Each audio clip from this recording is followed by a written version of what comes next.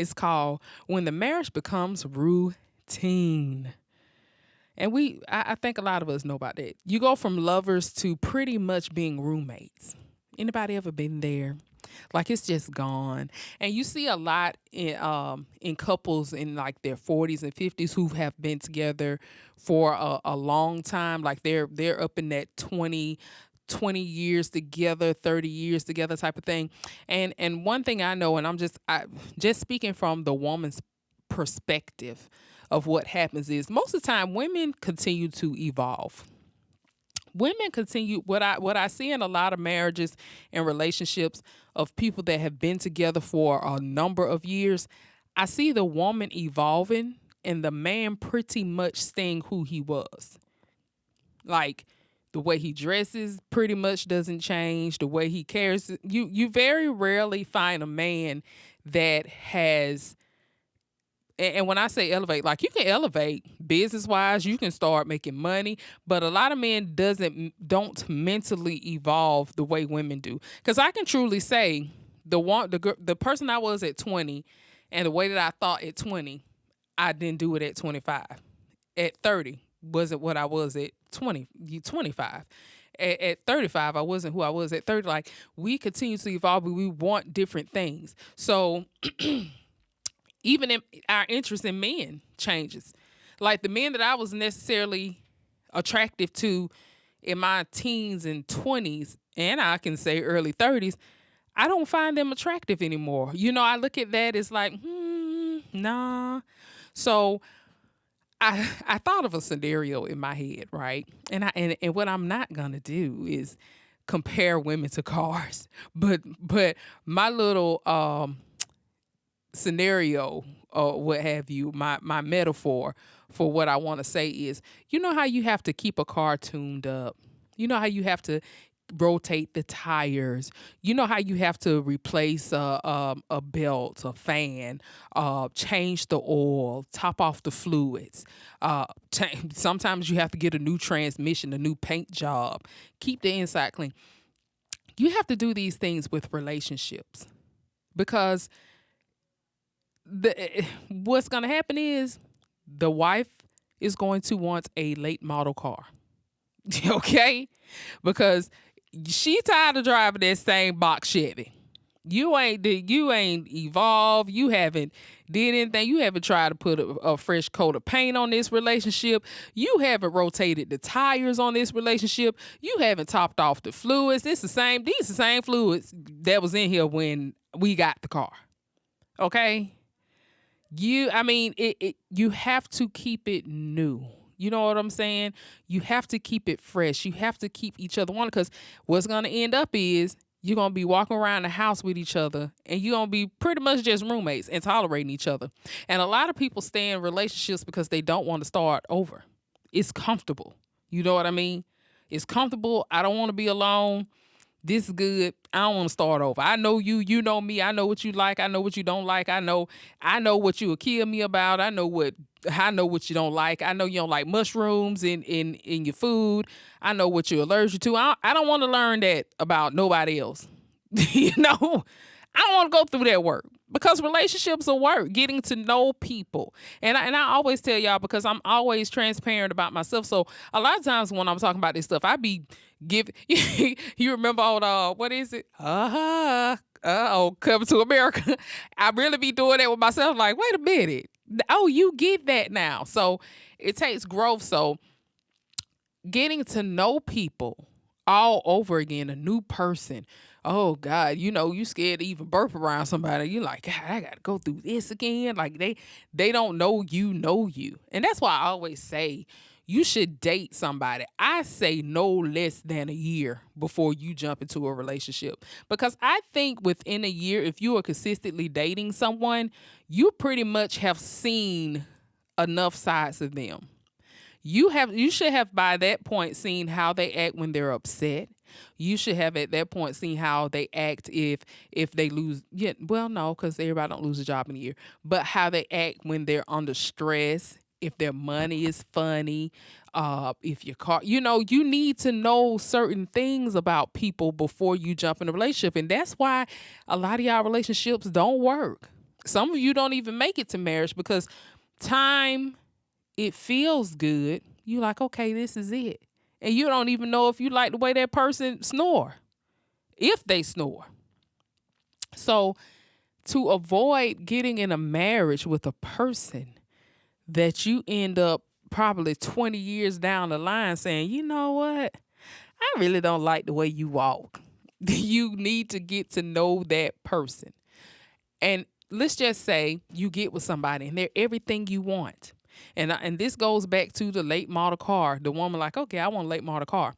Okay, at 25, y'all got together. He was bummed, but he was bummed for that time.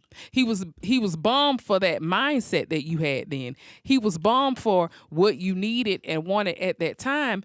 And now you want more, and now you require more, and now you want, like, even if you want to change what is it, career paths. Is he supportive of that? Is he complacent working, we'll say working at Affleck? But you want, okay, baby, let's get our own business and grow. But he's complacent. Not that Affleck's a bad job, but you just want, like, baby, let's stop clocking in for other people and let's clock in, let's get our own thing. Is he complacent with that? Is he still walking around with t-shirts and jeans? Does he know a time and a place? Does he have a good suit? We'll say that. Does he have a few good suits in his closet to pull out? Is he still dressing like he's 22 and he's 52? You understand? Those are the things that women pay attention to. And when we evolve, we be like, that doesn't suit me anymore. It's like a starter house. You know how you get your starter house and you live in it for like 15 years and you start outgrowing it? Relationships can be that way. You know what? That's nobody's fault. That's what we have to realize. When relationships go on different paths, or they start outgrowing that 2-bedroom, 2-bath house, that's nobody's fault. Somebody's just out. But the point is, are you willing to do the work? Is he willing to do the work? Are you willing to meet him halfway and give him a chance to do the work? Now, I ain't talking about the man who ain't willing. Like, he just like, hey, this what you met me. This who you met. This is it. We ain't talking about him. We're talking about the man that wants to change. The man that says, you know what? My wife, we're going to go back to the basics. You know what I'm saying? We've been married for 18 years. We've been doing the same thing for 18 years. We done grew out this starter house. So now it's time for us to move on up. It's time for us to change. It's time for us to get more bedrooms. It's time for us to get more square footage. It's time for us to, you know what I'm saying? I got to do better for her because I want her in my life. So when does that happen? When does he realize that? When does he realize 25-year-old him is not it anymore? It's not enough anymore. It's not enough. That's just like a job. Don't you want a promotion? Don't you go for promotions at your job? Same thing with relationships. You should not, you started out answering the phones. You gonna answer the phones for the rest of your life, or do you want a promotion? That's getting old. The phone's getting old. I want something else. I need to move up. I want to be the CEO. I want to see vice president. You know what I mean? So relationships should be the same. They should never be complacent. You should never get into a routine. Get up, we go to work. We work all day. We might check in with each other. We come home. What's to eat? What's on TV? Go to bed. Wake up. Go to work. Check in with each other. What's to eat? We come home. What's on TV?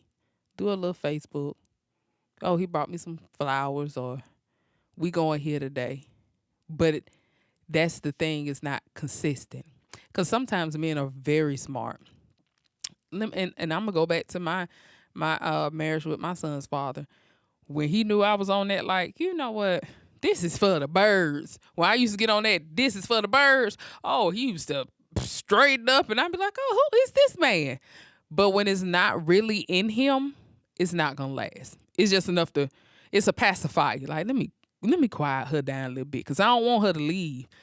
But this work right here ain't in me. And let me tell you something. That doesn't mean that man doesn't love you. He's just not conditioned that way. He doesn't know how. There are some men that are just romantic. They know what to do. They know how to lead. They know how to take control. They know how to do. And there are just some men that don't know how to do that. For some men, they think, I'm a husband. I ain't out there in the streets. I don't cheat. I pay all the bills. I'm the best husband in the world. And you sitting there like, Negro, really? All this, and women sitting up there like, I buy lingerie, I cook his favorite meal, I make sure his bath water ran when he come home. I'm trying to give him sex. I'm doing all this stuff. But what is he doing for me? That condition of thinking that I pay the bills, I keep the house together, and guess what? I come home. You don't have to worry about me being in the streets, sir. It takes more than that. And it gets real boring. I know what it feels like to have a husband at home. I ain't never have to worry about where he was. But all he was just there. And it was like, you know what? I'm 30 years old and I'm living like I've been married 30 years. What is this, Ozzy and Harriet? What are we doing? We might well have twin beds in the room. What are we doing? So the routine just came to be, get up, see him off to work, have a good day, get your lunch, staying there taking care of my baby, entertaining with my baby, calling my mama. He come home, same routine. How was your day? Hear what his day was like. And and the walls began to close on you.